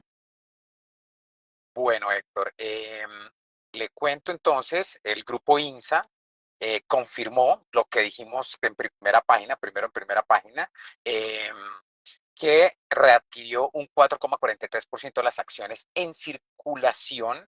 Estamos hablando de un negocio que sumó unos 13.000 millones de pesos. Entre tanto, el grupo Nutresa autorizó la emisión de 19 millones de acciones preferenciales a 300.000 pesos, que es lo que ha venido haciendo recompras, pero esta vez es una emisión a 300.000 pesos. Se aprobó con el 99% de los votos y esta oferta es privada para Ayrton Holding. Entre tanto, los activos de Colpensiones ya empezaron o están saliendo graneaditos los estados financieros de algunas compañías. En el caso de Colpensiones, pues no reporta utilidades, pero lo que sí se ve es que los activos están sumando 1,38 billones de pesos, subiendo 20%, y Sodimac Colombia trasladó 200.000 millones de pesos de su reserva voluntaria a expansión y decretó dividendos por ese mismo monto. Entre tanto, asambleas ya están también citándose. Finagro citó a sus asamblea general de accionistas próximo 16 de marzo. Movidas en ETB, Carlos Gustavo Arrieta renunció a la vicepresidencia de Empresas y Ciudades Inteligentes. Queda encargada María Cecilia Cárdenas. Ella ya estaba en ETB, toda la historia la pueden encontrar en primerapagina.com.co. Y Fiduciaria Sura designó a María Isabel Galeano Pineda como su gerente general. Entre tanto, también hay pago de intereses de Grupo Aval correspondientes a su séptima emisión de bonos locales en pesos. Credicor, ojo con el tema, ya los analistas, bancos, comisionistas, bancas de inversión están recortando su proyección de crecimiento debido al dato, tras conocerse el dato de crecimiento de 2025. Credicor, por ejemplo, revisó a la baja la proyección de crecimiento para Colombia en 2026 de 2,7 a 2,5%.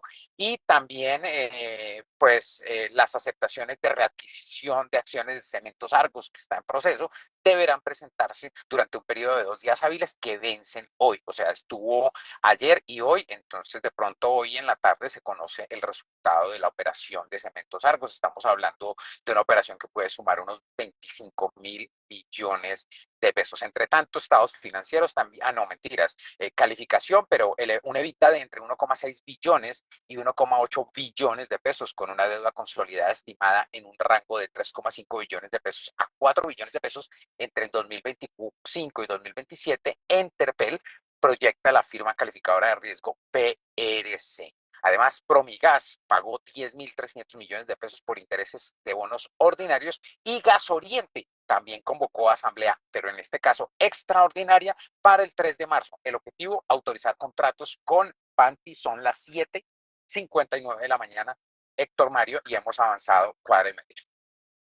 7 de la mañana, 59 minutos. Ojalá le vaya muy bien allí con el tráfico a don Edgar Leighton. Entre tanto, les contamos cuál es el pronóstico para hoy, 17 de febrero, de Primera Página, del comportamiento que tendría el dólar en toda su jornada. Según el gestor de inversiones, Diego Rodríguez, el pronóstico es mínimo 3.640 pesos y máximo 3.690 pesos. Estamos hablando de una volatilidad estimada de 50 pesos, y esto especialmente ante el promedio de empleo de Estados Unidos, que se dará a conocer. Lo que dice Diego Rodríguez es que mientras no haya sorpresas significativas en Estados Unidos o flujos corporativos relevantes, el tipo de cambio tendría que oscilar dentro de ese rango propuesto, 3.640 y 3.690 pesos. Algunos otros aspectos que menciona don Diego es que el DXY permanece estable, pero muy sensible a cualquier dato que altere la narrativa de crecimiento y de tasas. Y técnicamente el índice continúa en una zona de consolidación, lo que limita movimientos abruptos en monedas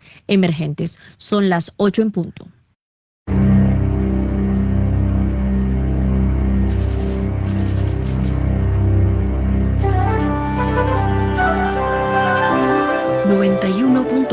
Javeriana Estéreo, Bogotá. HJKZ. Sin fronteras.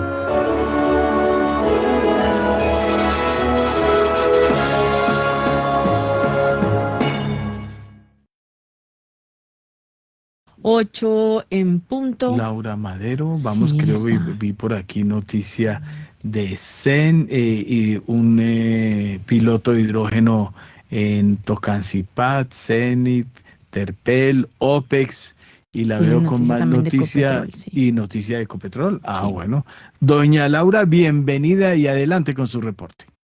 Hola Héctor, muy buenos días para usted y para todos. Así es, Cenit, Terpel y OPEX acaban de anunciar que pusieron en marcha una prueba integral de producción, suministro y uso de hidrógeno para la primera movilización de un vehículo de transporte de combustible. Esto sucederá en Tocancipá, Cundinamarca. Y la idea del proyecto, pues que anunciaron fue que fue adaptado y circulará impulsado por una mezcla de 10% de hidrógeno y 90% de diésel en su sistema de combustión, lo que se traducirá, según las compañías, en la reducción de emisiones de CO2 y de material particulado en su operación. Por otro lado, ya hablando del tema de Ecopetrol, el día de ayer se conoció que Luis Enrique Rojas, Luis Eduardo Parra y Edwin Palma suenan para presidir la presidencia de Ecopetrol, pues todo esto teniendo en cuenta que el presidente actual de la compañía, que es Ricardo Roa, está en líos judiciales y el próximo 11 y 12 de marzo, sí, será imputado por los delitos de presunto violación de topes electorales en la campaña presidencial de Gustavo Petro y por la compra del apartamento 901 en el sector Chicó, que fue adquirido a Serafino Diácono, que es expresidente de Pacific Rubiales, y el apartamento le costó 1.800 millones de pesos, pero adicional le hizo una remodelación superior a los 2.000 millones de pesos. Los tres, pues, candidatos a la presidencia es, pues, Luis Enrique Rojas, que es el expresidente de Jocol y fue quien destapó un sinfín de irregularidades en agosto pasado, donde también aseguró que lo amenazaron, intimidaron, pero pues que no lo lograron silenciar. Y en el documento Rojas afirmó que durante su gestión detectó y alertó supuestas irregularidades contractuales y riesgos financieros millonarios. La segunda opción es Luis Eduardo Aparra, que es el actual presidente de Jocol, o sea, él reemplazó a Luis Enrique Rojas, y este fue contralor delegado para el sector de defensa y pues es muy allegado al actual presidente Gustavo Petro. Y el último, pues que es el ministro actual de Minas y Energía, Edwin Palma. Él es ministro desde febrero de 2025 y asimismo fue presidente de la Unión Sindical Obrera. Gracias, doña Laura. Venga, a ver, hacemos correr a Rolando Lozano. Esto ya se sentó. Don Rolando Lozano, por ahí le vi noticia de Ara, Jerónimo Martins. ¿Qué más noticias hubo?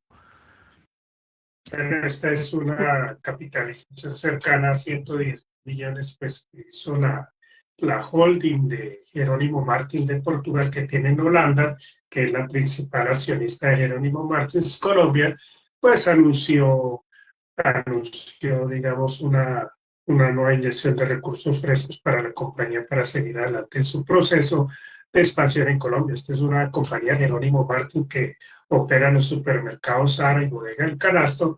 Es una compañía que está abriendo alrededor de 250 nuevos almacenes al año en Colombia y pues sigue con un fuerte plan de expansión en Colombia. El año pasado invirtió cerca de 700.000 millones de pesos y pues está por conocerse, además de estos 108.000 millones de pesos, que otra cifra sumará la expansión en Colombia. También le cuento, esta mañana Primera Página reseñó pues el anuncio de las supersociedades de que confirmó la disolución de la compañía Rédito S.A., que es una compañía que viene por allá desde antes de la pandemia en 2019, llegó a un hueco de 11.600 millones de pesos dedicada al factoring y que está ligada a la sociedad con otros procesos de liquidación que se adelantó contra la sociedad de las MSAs y la señora Claudia María Tavera Álvarez. Repito, nuevamente en el negocio del factoring, solo se respondió ya tras la liquidación con cerca del 10% pues, de las acreencias y de los reclamos de los acreedores y de los deudores de esta compañía en Colombia. Gracias, don Rolando Lozano. Bueno, William Varela, sin nombrarme políticos, que usted sabe que eso me daña el desayuno. Gracias, Héctor. Lea Urticaria, buenos días a nuestros oyentes en Primera Página. Le cuento que el viernes habrá sesión del Congreso de la República y va a ser en la sede del Ministerio de Hacienda. Se reúne la Comisión Interparlamentaria de Crédito Público. Son varios créditos que por más de 3.000 millones de dólares, pero el primer punto es el que tiene con más interés al ministro Germán Ávila, y es que le autoricen un empréstito con el Banco New York Mellon de Nueva York, que busca entregarle en los próximos días 1.500 millones de dólares a el Ministerio de Hacienda para el presupuesto de 2026. Con eso ayudarían a la caja porque están necesitando urgentemente desembolsos, y este es el crédito que tiene prelación en la agenda de 5 puntos y que ya ustedes pueden leer en Primera Página. Lo demás es llamativo la pelea política que se está dando entre los progresistas. ¿Por qué? Porque se conoció... ¿Qué dije, Varela? Paremos la cosa antes de tiempo. Yo no necesito progresistas ni peleas politiqueras aquí, que ese no es el core de Primera Página. A ver, ¿qué más había, Varela? Bueno, le cuento, Héctor, que volviendo al tema de la Comisión Interparlamentaria de Crédito Público, ahí encontrarán en la nota que van a presentar una petición por un crédito de 2.000 millones de dólares, y ese es otro crédito, pero para el tema de emergencia invernal, para contingencias ambientales. Ese crédito apenas sería su primer debate, tendría que volver a un segundo debate que podría darse antes de que finalice el mes. Así pues que el Gobierno Nacional activó la Comisión de Crédito Público para pedir empréstitos en el extranjero con el propósito de financiar no solo el presupuesto, sino atender la emergencia invernal que hoy tiene Colombia. De la mañana, 8 minutos, abrió el dólar en Colombia. A esta hora, abren los mercados en Colombia. El dólar inicia operaciones este martes en Colombia en 3.665 pesos. Esto es una subida de 9 pesos en comparación al cierre que tuvo el viernes. Recuerden que ayer fue Next Day y el spot del viernes cerró en 3.656. Hoy, operación en su apertura, 3.665 pesos, don Héctor. Oiga, un datico, siguen enviando saludos, esta vez Héctor Guatibonza desde Duitama, Boyacá. Duitama, ahí está la tierra que recorrí por mucho tiempo. Bueno, ¿qué más tenemos a esta hora? 8 y 9 minutos. Andrés, ¿algo? No, señor, para nada, el dólar estable y a la espera que hoy ya abran los mercados y miremos la tendencia colombiana. No hay mucho comprador, hay mucho vendedor, toma utilidades. Es una semana o un mes de transición por la utilidad hecha en enero. Esperemos que haya un poco más de tranquilidad con el tema del salario mínimo y los resultados empresariales y resultados de Ecopetrol. Bueno, y recordemos a Robert Duvall para que recuerden qué era el personaje que interpretaba. Robert Duvall, quien interpretó al elegante abogado de la mafia en El Padrino y brilló en el Listo, papel. ya, ahí está el mensaje. Ese es el elegante abogado de la mafia. ¿Y qué es? La ventana, ¿cómo es que llama la ventana de allá? Hay dos, la ventana del mundo y la ventana de campeones. Exactamente, la ventana del mundo y la ventana, los dueños del barrio. Bueno, los dueños del barrio, esos son el abogado de los dueños del barrio. Esa es la realidad. El que quiere ser presidente de Colombia, Ahí está. Léanse la historia de Robert Duvall o vean El Padrino. Es que, ¿usted le gusta El Padrino o no? Claro, Bueno, es vio un la película, clasicazo. pero es que el señor, al único que respetaba y le aceptaba consejo era a Honk, y era él que le lavaba los trapos sucios, ¿no? Los trapos sucios. Eso es el abogado que tenemos hoy en como candidato infame para la presidencia de Colombia. Nos vamos, don Héctor, agradeciendo a los analistas que nos acompañaron este martes, Andrés Moreno, Camilo Ramírez, Daniel Lozano, hoy bajo la dirección de Héctor Mario Rodríguez, también a nuestra invitada agradecimiento Juanita Rodríguez, y la presentación de quien les habla, Kiara Severiche. Siga en sintonía de Javeriana Estéreo por los 91.9 FM y también nos escuchan javerianastereo.com.